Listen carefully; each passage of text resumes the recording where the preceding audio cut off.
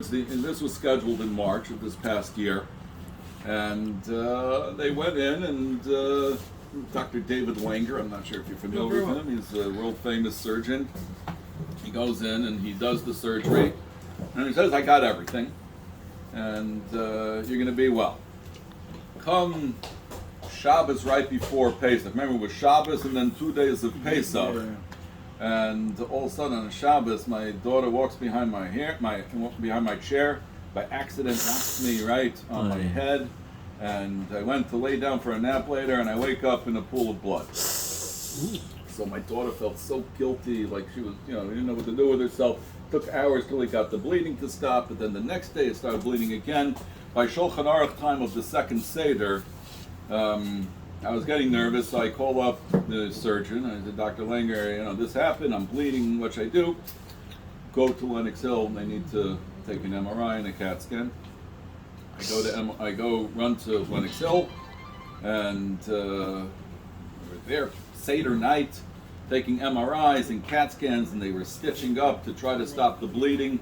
Which area? The back? It's all on the side of my head. You can't, the hair now, whatever little hair I have covered it up so far.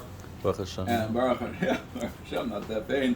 But it turns out from the test that I had an abscess, an infection by my brain. On the brain side of the skull, I had a big abscess. So he says we're going to have to go back in and open up and clean it out. So I go back into the hospital, they do another major surgery. This one felt worse than the last time. And I'm there on Pesach, and what happens also when they do brain surgery, sometimes they're hitting certain nerves and certain things, so it also hit an optical nerve, which had happened in other surgeries where I'm seeing double and skewed, and so my whole vision is off and very difficult to see, especially up close reading. And there on Pesach, I'm supposed to get kosher Pesach food. Sometimes they're sending me food, and all of a sudden I see spaghetti in there. I'm like, mamish chametz, and I'm trying to read. I'm like picking up different things, and I'm going like this. I was like to see if it's not just kosher. They're giving me kosher food. It's just not kosher Pesach. Aye. And my wife wasn't there, and COVID and everything. I'm there. I'm in the hospital myself over Yom Tov, on the second days of Yom Tov. It's a horrible feeling. And I was in the hospital so many times because this was already my sixth extended stay in the hospital. So now kind of to the point. So I was in the hospital so much, and Baruch Hashem, surviving each surgery. And each surgery is extremely dangerous in and of itself. And I tried to be a little introspective to see what kind of message could I possibly have from having all of these surgeries. So I can just move over here so I can see everybody. So when I was having these surgeries, I said to myself, what message could I have? And I thought to myself that many people in the morning, when they do Birchas HaShachar, the brachas in the morning, everything often is done so quickly and mindlessly without any thought.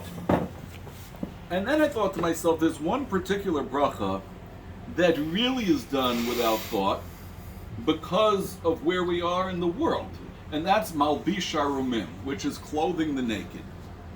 Now, even the poorest people in America have clothing spilling out of their closets and spilling out of their dressers because they can get clothing from anywhere. But there I am in the hospital. I'm wearing one of those gowns with my bottom hanging out. It's not dignified. The nurses are coming in and out and doing and all the things. If anybody has been in a hospital, I hope you shouldn't have to go back. The blood pressure, the blood drawings of blood, and drawing of the blood, temperature. Right. So the clothing, so I said to myself, Malbish Aramim. Now I realize why we should be making a bracha with kavanah, with concentration on Malbish Aramim. We should pray to God that we're not in a situation where we need to wear a hospital gown that's undignified. We have to make the bracha with kavanah. Then, after the second, cleaning out from the infection, I needed to have a PICC line. I don't know if everyone knows a PICC line, but they put an IV it starts in here, and it's about 18 inches long, and it goes towards the heart. And it was so that I can be on a drip antibiotic for 6 weeks. I needed to be on it. So I had to go home with this whole pump and other bags of IVs that are hooked up to it. And for 6 weeks, I'm having those antibiotics pumped into me. And for 23 hours a day, until it ran out, then I can disconnect. I still have tubes hanging out, and I wrap it up. And for 1 hour a day, I'm able to go in to take a shower and change my clothing. And that 1 hour a day, the word we use on Pesach is man cherusenu, time of freedom. I felt a cherus for that 1 hour, like you can't even believe. Like I'm able to walk without my pump in my bag and everything like that. I can go in the shower. We didn't understand the freedom. So the next bracha that I was thinking about is matir asarim. If we're not some sort of big criminal, none of us are thinking that we're going to end up in prison. We're not living in Nazi Germany. We're not living in the former Soviet Union, the gulags and stuff like that. We're living in, I mean, hopefully America will continue to be free, but we're living in free America, and we don't think about. But there are different types of prison. There are different types of being tied up, and my tying up was to be tied up to this pump and this IV for 6 weeks. So the bracha matir asurim all of a sudden became unbelievable to me that I need to not be imprisoned. And if you take a look at each and every bracha, like I said, my eyes were messed up. Okay, we shouldn't go blind. We should be able to see properly and stuff like that. It's a tremendous thing. We have to attach ourselves to the brachas. And so I said to myself, if I can spread the message, if I can survive this, if Hashem gives me the bracha that I can survive this, and that I can go ahead and tell people about brachas and how you should take a look in each and every bracha and try to learn a little bit more from it, like in Shemona Esra, Tacho Nein Ladam Da'as. If you think of it, please God, don't give me dementia or Alzheimer's. Like take each bracha and see how can I apply it that something shouldn't happen to me. Okay, so that's what happened there. Now, my mother, and the Neshama should have an Aliyah, died about 2.5 weeks ago. And she was a wonderful lady. And her biggest mitzvah was Hachnasas Orchim. Her house was open to all. With my friends, my siblings' friends, my father and Shul would just invite people over all the time. And we also had a lot of people at our table that maybe weren't the ones that got invited out so much. And they got so comfortable in the house because my mother made them feel so comfortable with her Hachnasas Orchim that we constantly would have people coming to the house. That was my mother. And even when she moved from Los Angeles to Las Vegas, she continued with her hospitality by taking on people. There was one woman who became a widow. She was not affiliated to Yiddishkeit.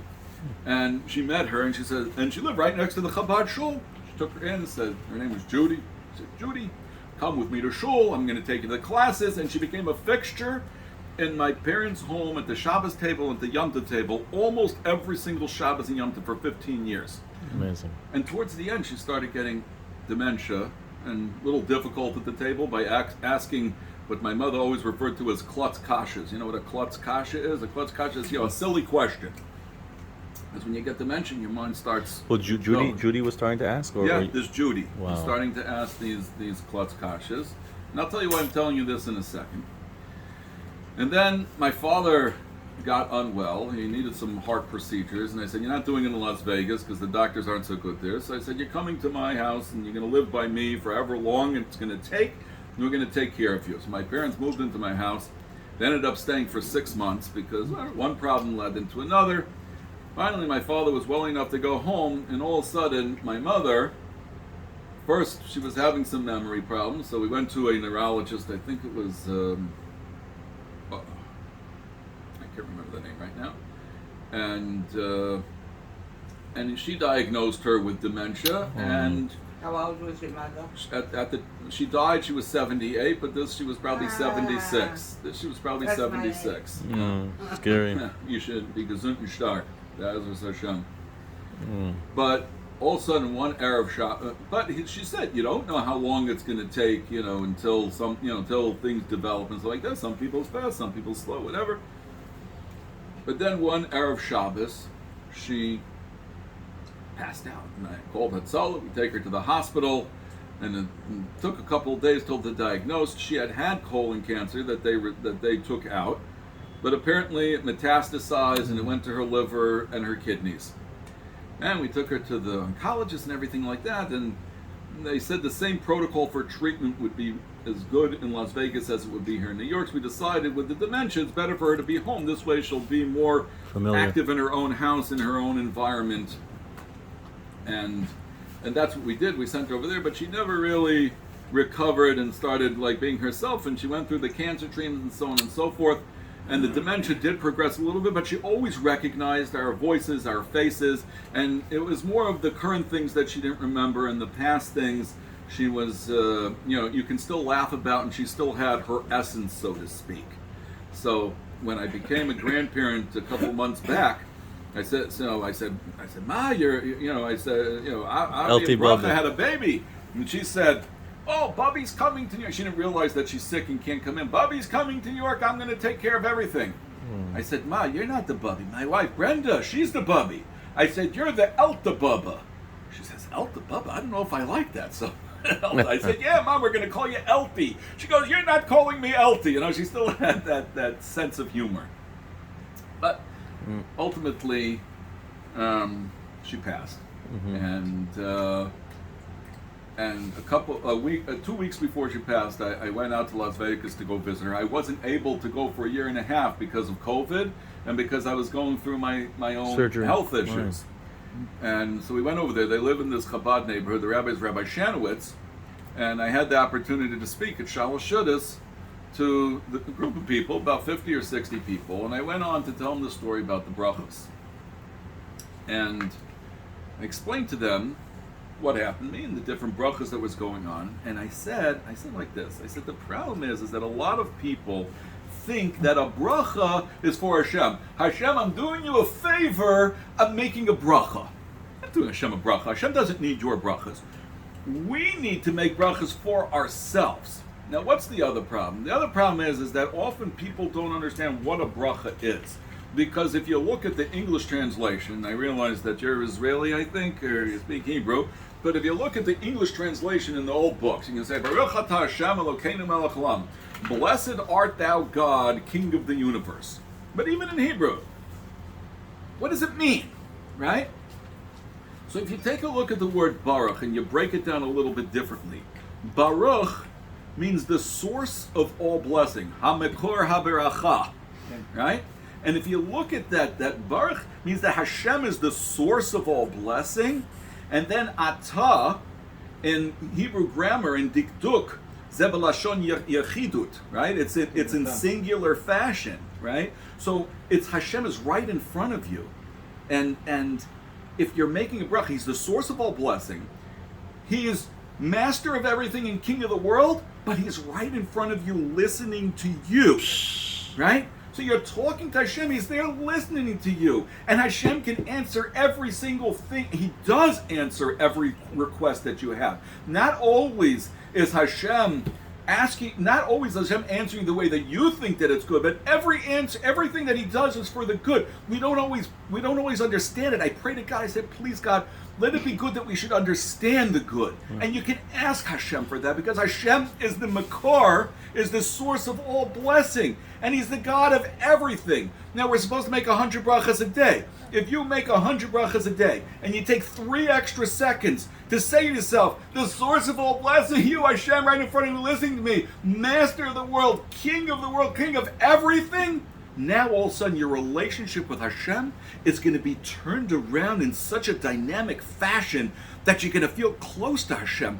And you're going to get closer and closer and closer to Hashem, that now when you see certain things that are happening, you're going to start, Hashem is going to give you what they call a siyata deshmaya, help from heaven to see why things happen. And now let me tell you what happened. So I said to this group of 50 or 60 people, I said, if I survive these 6 brain surgeries, and Be'ez Hashem, I have another one in October, I should be gazun. Amen. I said, if I can affect one person over here, I said, then everything would have been worthwhile if you're going to make your brachas in a more meaningful fashion and that your relationship's going to change with Hashem. So after I spoke, about 5 or 6 people came up to me, and they said to me, Shlomo Zalman, he said, I've been going through a matziv. I've been going through my own situation, and I really needed to hear that. And thank you. And I'm going to now start making my brachas with more kavanah. And I thought to myself, wow, this is incredible. 5, 6 people come up to me. But if 5, 6 people come up to me, and 50, 60 people were over there, that means that hopefully I've affected a couple of more people. Now I thought that the story would have ended over there. But it continued. So now the nurses, my mother was in home hospice, and the nurses says, based upon my mother's health condition, she had a couple of days left. I said goodbye to my mother when I had to fly back to New York, and it was very difficult because it's my mother. I'm not going to see her ever again in this world. I go home. Somehow she lasts for another couple of weeks. I don't, I can't explain why, what, how she was able to last. And I had arranged for her body to be buried right here in Staten Island at United Hebrew Cemetery. I had arranged with the mortuary here in New York. So I called my father Friday morning. How's Ma doing? Status quo. So even when I was there, I said a form of vidu. I said put the phone by Mom's ear, and I said vidu. Vidu is a confession that we say in Yom Kippur, but also we say, a person before they die, put the phone by her ear. I said vidui with her. About an hour or so later, my father calls me up, crying. Wow. Mom passed. Right away, I didn't have time to cry. I wanted to try to get things moving. I call up the mortuary and I say, okay, my mom passed. Please try to get everything rolling so that we can get the body over here and buried as quickly as possible. Now, for those of you who don't know, when one of your close relatives die, until they're buried, we have a halachic status called an onain. Is everybody familiar with an onain? An onain means that you're not supposed to do certain mitzvahs, mitzvahs aseh, a proactive mitzvah. So, for example, making brachas, tefillin, davening, all of these things. It's a very strange. But you're talking about men. What about women too? Women too. So it was very strange. So now all of a sudden, Friday, it was morning Las Vegas time. It was Friday afternoon my time. So now I'm an onain.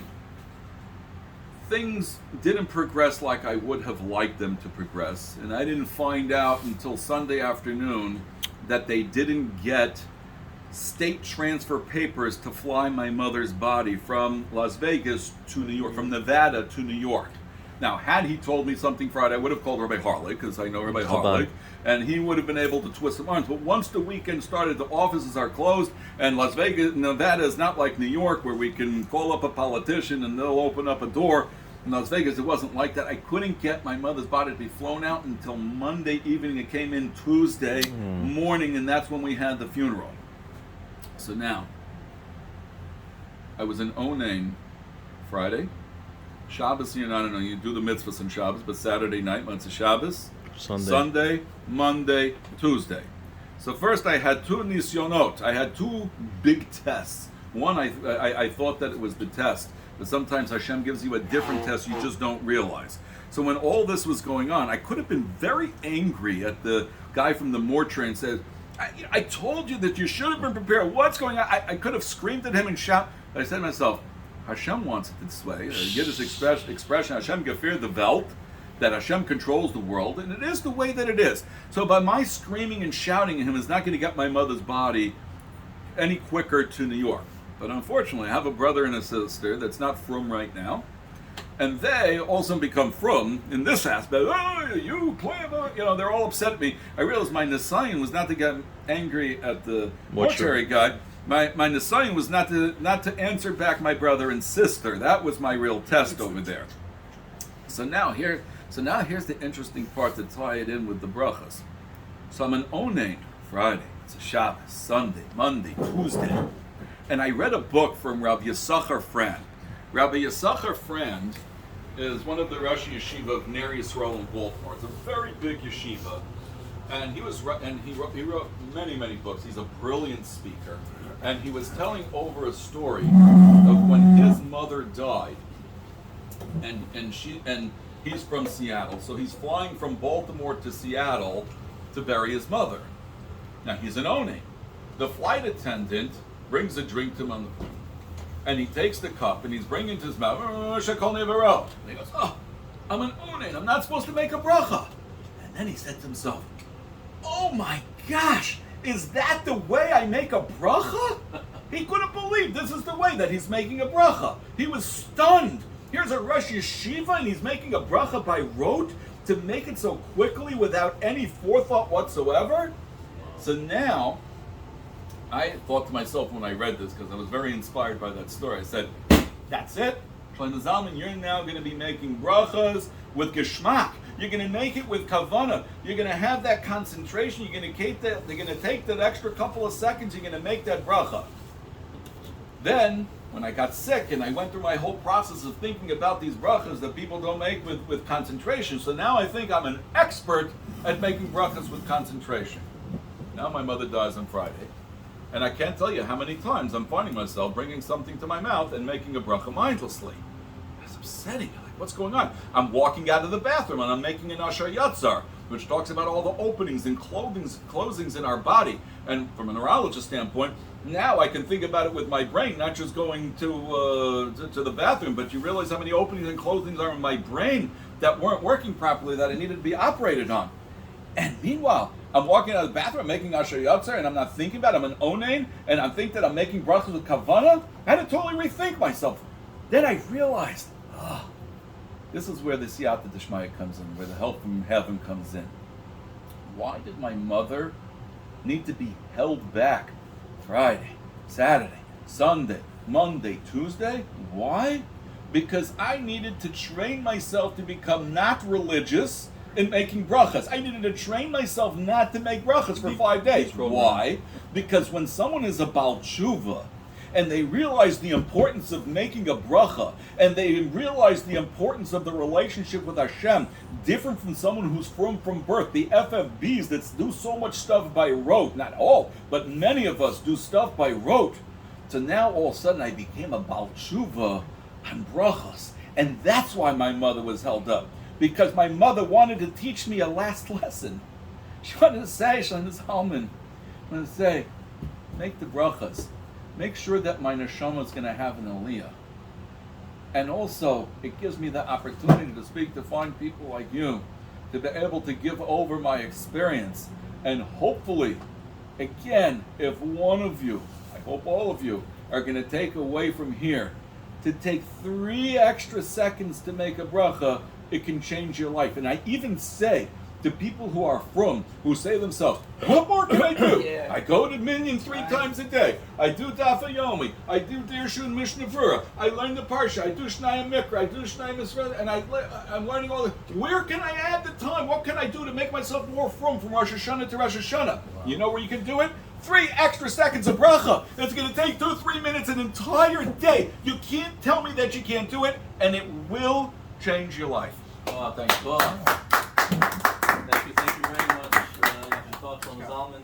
For allowing me to come. It's a real honor, and we're recording this, so B'ezrat Hashem will be, people will be watching this even after, and be able to publicize this message of the importance of saying brachas and thinking about who we're standing in front of when we're saying the bracha.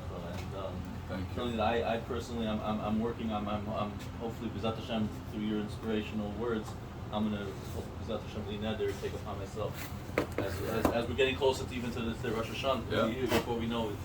So it's a very good decision to make. Thank you so much.